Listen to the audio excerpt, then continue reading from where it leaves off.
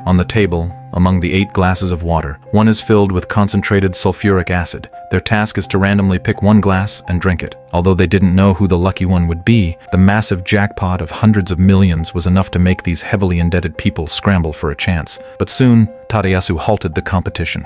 He never believed in his luck, so he offered to swap cups with Komaki across the table. Seeing this did not violate the rules, Eiji also wanted to follow suit. Coincidentally, Zenya, sitting in the corner, had the same idea. After they all finished swapping, the host, Tatsunosuke, announced the official start of the game. Leaving any water in the glass would disqualify them from splitting the prize, so everyone downed their drink in one go.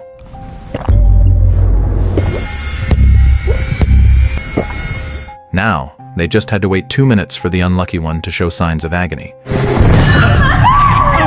It was Eiji who had just imitated the others. Before his death, the unwilling Eiji glared at Zenya across from him. Had Zenya not insisted on swapping back, he wouldn't have met such a tragic end.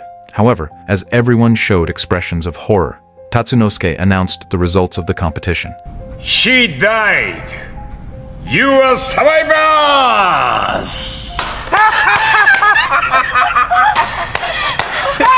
Seeing Eiji's miserable demise, everyone burst into ecstatic laughter, because this meant each of them would receive tens of millions of yen. But soon, their laughter ceased. The poison was merely the first level of the game, with each subsequent level promising even more gruesome deaths. And there was no strategy involved, only luck. Since the prize from the first level was enough for Eriko to pay off her debts, with enough left over for her retirement, she decided to quit. Tatsunosuke informed everyone that each level's prize was 100 million yen, and the fewer the survivors, the greater the prize for the remaining players. Moreover, the prize money of those eliminated would be divided among the survivors. As everyone discussed how much they could earn with each passing level, Eriko, who had left, surprisingly returned. She stated that money wasn't important. She was in it for the thrill. It seemed Eriko had now become a true gambler. The game quickly moved on to the second round. Just as everyone was wondering why there were pillows, Tatsunosuke handed each person a package. The moment they opened the packages, everyone was stunned to find a handgun inside.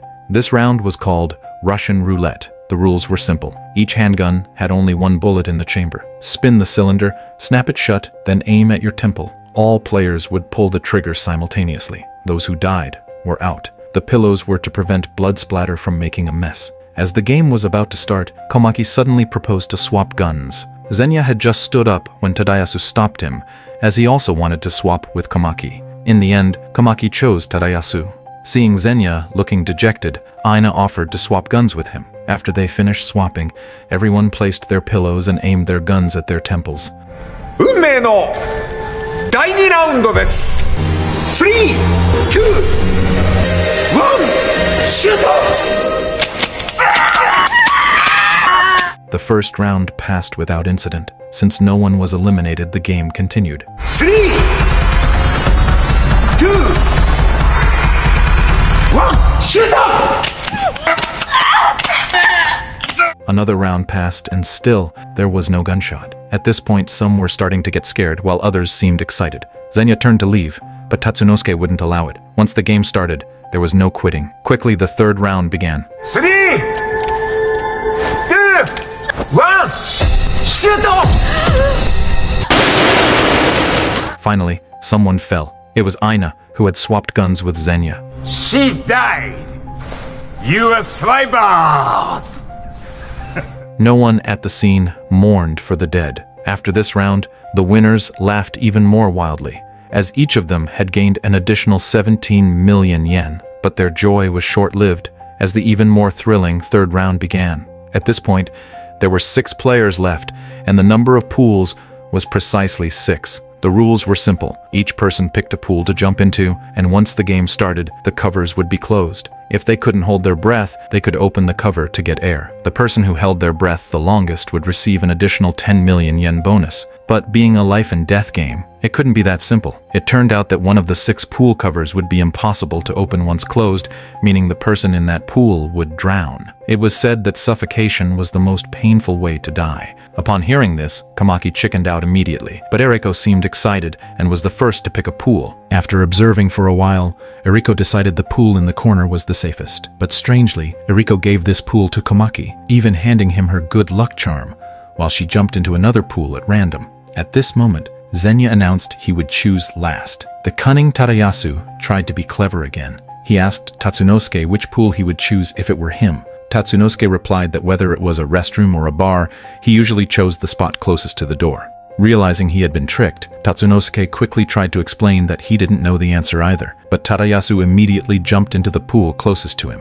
Now only 3 people were left. Taichi wanted to be next to Komaki, so he chose pool number 2. Yoko wanted to be next to Taichi, so she picked pool number 3. This left only pool number 4 empty, and Zenya had no choice but to jump in, shivering. 3, 2, 1, 0!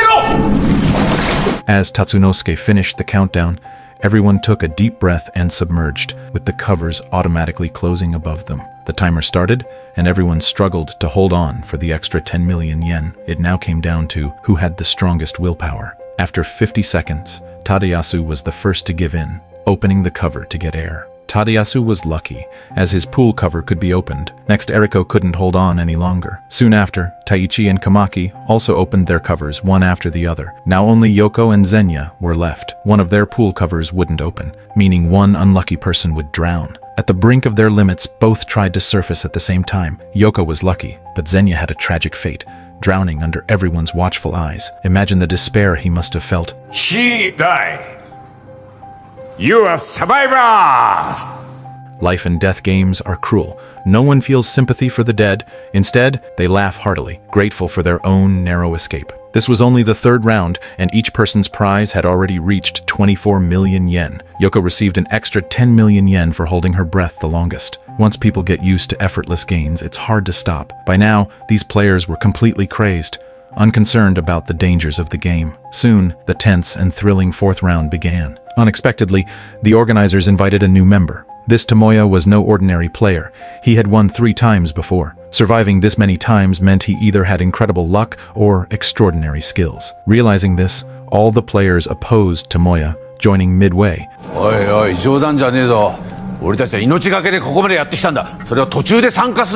Tomoya offered to pay 100 million yen as his entry fee. This doubled the prize for the next game. Seeing the money, everyone dropped their objections. Soon, the game officially began. In the middle of the room were 6 chairs, one of which was electrified. Pressing the switch would send a 10,000-volt shock, instantly killing the person sitting there. When it came time to choose chairs, the cunning Tadayasu tried to be clever again by having the newcomer Tomoya go first. Tomoya said that as the new guy, the others should pick first. Unexpectedly, the veteran players united against him, insisting that Tomoya go first. Their reason was simple. Tomoya might have played this game before, and they wanted to see which chair he picked. Hearing this, Tomoya didn't hesitate and randomly chose a chair to sit in. As soon as Tomoya sat down, the others played rock, paper, scissors, with the winner swapping seats with him. Tomoya smiled helplessly and generously gave up his seat. Tomoya believed this game was purely about luck, so clever tricks wouldn't help, and he randomly picked another chair. After everyone chose their seats, Tatsunosuke instructed them to take off their shoes and socks,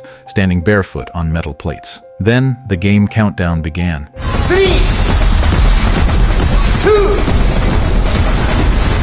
1, switch on!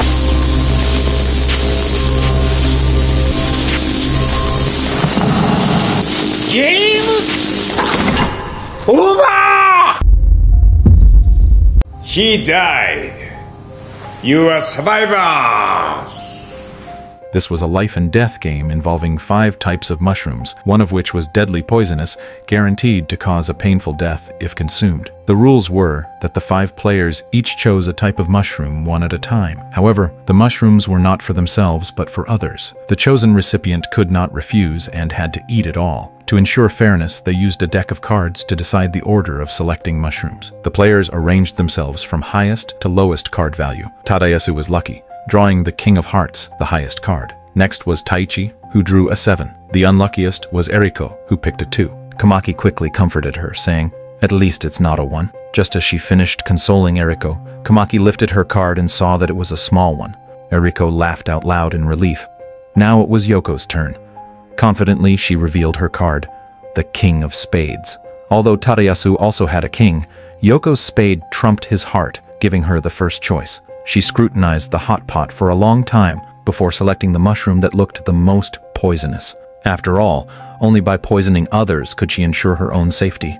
Yoko despised Tadayasu the most, so she placed the mushrooms in front of him. Next was Tadayasu's turn. He picked the most vibrant colored mushroom. Everyone thought he would give it to Yoko, but unexpectedly, he placed it in front of Taichi. Taichi was the third to choose. Unlike the previous two, he didn't want anyone to die because of him, so he picked the least toxic-looking mushroom and served it to Yoko. Now things got interesting. As only Komaki and Eriko were left, they could only choose for each other. Unexpectedly, Eriko brazenly asked Komaki if he knew which mushroom was poisonous. Komaki was stunned on the spot. Eriko hurriedly explained that after all this time she had treated Komaki as her own sister. She, a gambler, was not afraid to die, but Komaki had a bright future ahead, so she wanted Komaki to survive. Then Eriko asked Komaki, 高校の先生から毒キノコのことを教わったんでしょ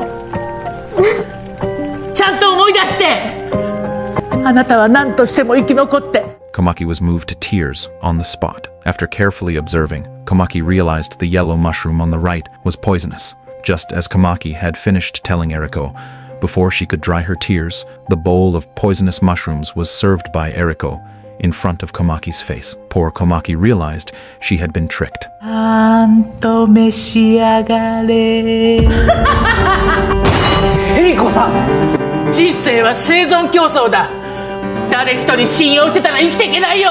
Komaki was furious, but it was too late to say anything. With Tatsunosuke's command, the players began eating the mushrooms. Whether they wanted to or not, whether they liked it or not, they had to eat it all. Then began the long waiting period to see who would die. Everyone felt sorry for Komaki. Yoko even painted Komaki's nails red. Komaki was pleased, saying it wasn't so bad to die looking beautiful. But then, a dramatic twist occurred. Eriko suddenly started having difficulty breathing and collapsed in agony. Eriko thought she had tricked Komaki, but in the end she realized that the real fool was herself. ごめんね。 In the end, Eriko paid dearly for her cunning. She died! You are survivors! Seeing Eriko die in despair, Komaki burst into laughter. Komaki's laughter sent chills down everyone's spine. They hadn't expected a 16-year-old girl to be so devious. Tadayasu was so furious he nearly punched Komaki, but this was a game of luck, and cunning alone wouldn't get one far. Soon, the game moved to the 6th round. This round was the most terrifying of all. Above 4 windows, a guillotine was installed on one. The loser would be beheaded on the spot. As the game was about to begin, Taichi wet his pants in fear. He said it was too scary to wait for death, so could he be prepared for it first? Tatsunosuke was very understanding. To calm Taichi down, he thoughtfully played music for the group. At Tatsunosuke's request, the 4 players put their heads back out the windows. Though each one was trembling with fear, the thought of the massive prize made them decide to take the risk. Dialogue game! Guillotine! 3!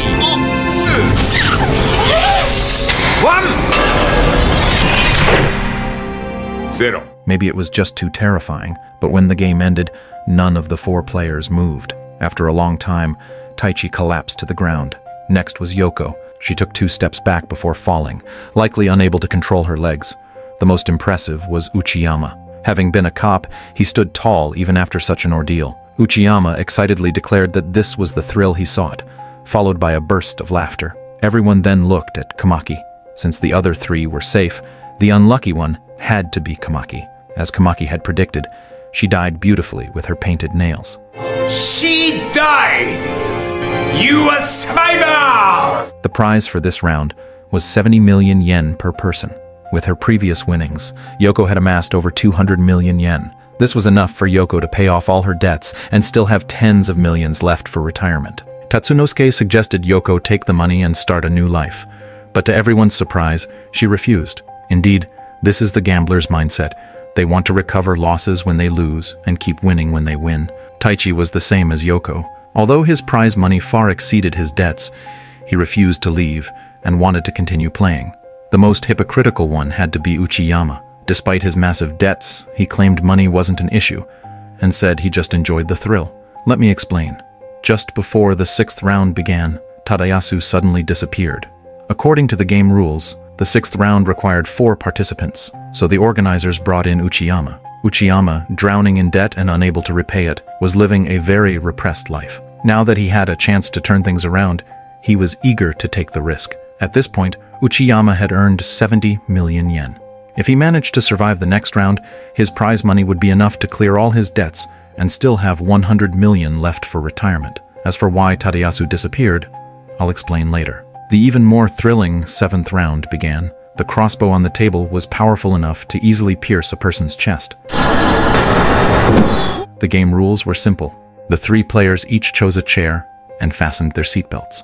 Tatsunosuke would then manually spin the crossbow. If the crossbow didn't hit anyone, the game would restart. This continued until someone was pierced. Now, the question arose. If the eliminated player wasn't hit in a vital spot, should they be left to die in pain or be finished off? Tatsunosuke assured them not to worry, as the arrow's trajectory was preset to directly aim at the player's heart. Next came the seat selection.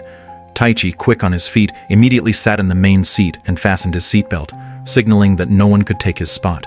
Uchiyama hesitated. He initially chose the seat facing the crossbow, but then reconsidered and switched to the seat with his back to it. Yoko, confident as ever, sat down next to Taichi without a second thought. Everyone had chosen their seats by this time.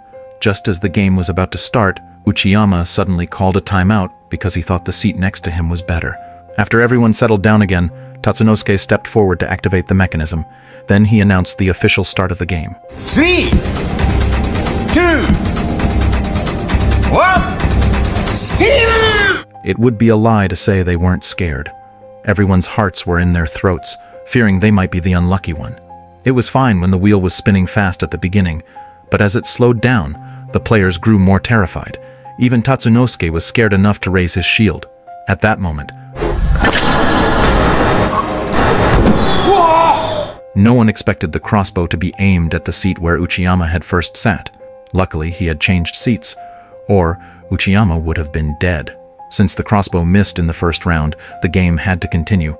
Just as the second round was about to begin, Uchiyama started to act up again. He decided to move to the seat that had just been shot by the crossbow, because there was no way the same position would be shot twice. The game quickly resumed.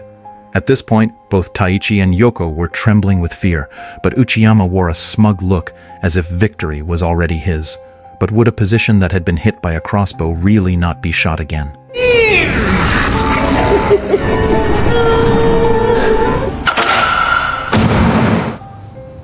He died.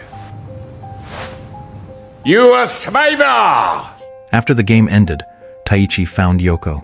He said that they had won enough money and there was no need to keep playing, so he planned to take the prize money and quit. This way, neither of them would die.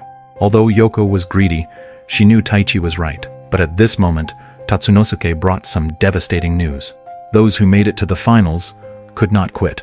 If anyone forfeited, both players' prize money would be confiscated entirely. Yoko was furious when she heard this. They had been told they could leave with their winnings at any time, and now they were being denied. This was cheating. Tatsunosuke disliked her with just one sentence. That is, the final interpretation, right belongs to the shop. Now there are only 2 ways out for them. The first is to leave without the money, but the huge debt they are carrying will make their lives worse than death. The second was to continue playing the game. Though only one of them would survive, the winner would receive 780 million yen and never have to worry about money again. After weighing the pros and cons, Yoko decisively chose the latter. But if Taichi refused, Yoko still wouldn't get a penny. To persuade Taichi to participate, Yoko called him to her room that night. The next day, they arrived at the game site as scheduled. The ropes for the weight-bearing balls were hidden inside the 8 ropes. The rules of the game were simple. The 2 players took turns cutting the ropes until the one supporting the iron ball was cut, causing someone to fall from the high building. At first glance, it seemed like you could figure out which rope was holding the iron ball, but as a game of luck and life or death, it couldn't be that simple. The order of the 8 ropes was shuffled underground. Even Tatsunosuke couldn't tell which was which, so the players could only rely on their instincts to cut the ropes. Cutting someone else's load-bearing rope is great, but if you cut your own, you're dead on the spot. To be fair, they decided who would cut first with a game of rock, paper, scissors. Yoko had good luck, but winning rock, paper, scissors didn't mean winning the game. Yoko hesitated for a long time with the scissors in hand before finally choosing a rope at random. Cut! Luckily, she didn't cut the safety rope, and they both sighed in relief. Next, it was Taichi's turn. It was unclear whether to be happy or sad, although they were both safe for now. It meant the game had to continue. With more ropes being cut, one of them would eventually die. They thought it would be uneventful this time, but unexpectedly.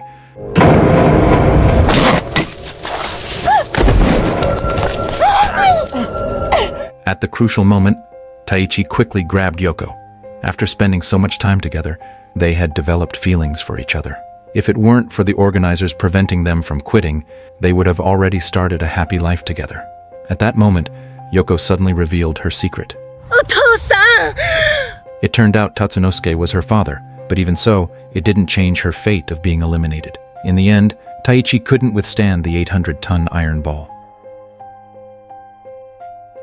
Taichi blamed Tatsunosuke for not preventing his daughter from participating in the game, despite their father-daughter relationship, but Tatsunosuke said it was their own choice. As a staff member, he was forbidden to discuss personal matters during the game. He then choked up as he announced the game's results. C-Day. You are a survivor. As the final winner, Taichi received a total prize of 780 million yen. Now a new problem arose. How would Taichi take away so much cash? If he used suitcases, he would need at least 8. And how could Taichi carry so many by himself? If he mailed it, how could he be sure it would be safe? Given the situation, Tatsunosuke suggested consulting with the chairman to see if they could issue a check instead. Hearing this, Taichi gave a strange smile. The mastermind behind the scenes was finally about to emerge. But to Taichi's shock, the boss turned out to be his old acquaintance Zenya. This didn't make sense. Didn't Zenya drown in the 3rd round? How did he suddenly become the chairman? It turned out Zenya hadn't lied to them. He really was a doctor before, almost committing suicide because he couldn't repay his debts. But just as Zenya was about to jump off the high building, he had a revelation. If he wasn't afraid of dying, why should he fear living? Since then, he's been a lucky man, making tens of billions of yen in just a few years. With money, Zenya began researching human luck, spending his entire fortune to have wave after wave of people come and test it. Unexpectedly, he actually found the secret. To verify his research results, he even took the risk of participating in the games himself. The poisoned wine in the 1st round, the Russian roulette in the 2nd round, were all real. Since the computer had already analyzed who would die, he wasn't worried. But just before the 3rd round started, the computer showed his luck was at its lowest point. Sure enough, his good luck had run out. Knowing in advance that he would die, Zenya had an oxygen tube hidden in the water tank, which saved his life. He told Taichi all this because he wanted to conduct one last experiment, pitting Taichi against Tatsunosuke. Tatsunosuke was also a lucky person. He was the champion of the last death game. To entice them to continue playing, Zenya offered 10 billion yen. Hearing this, Tatsunosuke was tempted because his wife had committed suicide due to debt. So after winning the championship, he used the prize money to open a charity dedicated to helping those with suicidal tendencies. Since it was a non-profit organization, the money ran out quickly. Then, if he can get this 10 billion yen, he can save more people. It's also a compensation for his wife. The computer had already analyzed the outcome of the battle between Tatsunosuke and Taichi, but it needed further validation. Only by making bold hypotheses and carefully verifying them could they uncover the truth about luck. After much persuasion from Zenya, Taichi finally agreed. Was the computer's analysis really accurate? Zenya injected both of them with 2 lethal doses of poison, then made them play rock, paper, scissors, where each win earned an antidote. But it took at least 3 bottles of antidote to fully detoxify, or the player would still die. With only 5 bottles on the plate, one of them had to die today. After injecting the poison, Zenya took out 2 envelopes from his pocket. The white envelope contained a bank check, on which he wrote 10 billion yen in front of them. The black envelope contained the name of the person the computer predicted would lose. The game quickly began. Seeing the 2 tied, Zenya laughed heartily. This was a showdown between champions. Tatsunosuke won the 1st round, and Zenya immediately gave him a bottle of antidote. Seeing there were only 4 bottles left, the disadvantaged Taichi became furious. He questioned why Zenya didn't just reveal the answer if he already knew it. Zenya explained that revealing it might affect the test results. For example, in the game, Tadayasu was supposed to die from the crossbow in the 7th round according to the computer, but because Tadayasu with his dirty hands colluded with Kamaki to steal money, he was ultimately killed by Kamaki. This led to a change in participants, bringing in Uchiyama. This way, the computer's initial results couldn't be perfectly verified. If the answer was announced now, there was no guarantee that the loser would not do something out of the ordinary, which was the last thing he wanted to see. The game quickly moved into the 2nd round. This time, Taichi won. They were tied again. but Tatsunosuke won the third round, with only 2 antidote bottles left. If Tatsunosuke won one more time, the game would be over. But it seemed the game didn't want to end so quickly. Taichi won the 4th round, tying them again, so the 5th round became their life or death match. At this point, Taichi suddenly said he wanted to eat some omelet rice. Xenia understood perfectly because when he was about to drown in the 3rd round, he was thinking about eating some natto. Hearing natto, Taichi suddenly remembered that he had been eating natto and instant noodles every day lately. Was there a reason behind this? Tatsunosuke explained that the food was specially arranged by Xenia. Natto, rich in vitamin K and probiotics, helps maintain biological rhythms. And instant noodles were even more potent, stimulating the sympathetic nervous system to promote adrenaline secretion. This was why none of the players quit after winning money. With everything explained, the ultimate showdown of the 5th round began.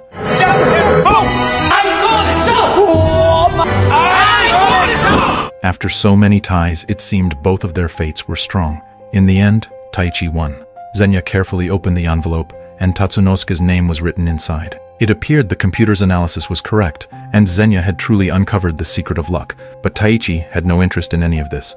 He took the check and walked away. At that moment, Xenia suddenly noticed his luck skyrocketing, completely surpassing Taichi's. Seeing this, he immediately called Taichi back, proposing one more game. If he won, he would reclaim the prize money.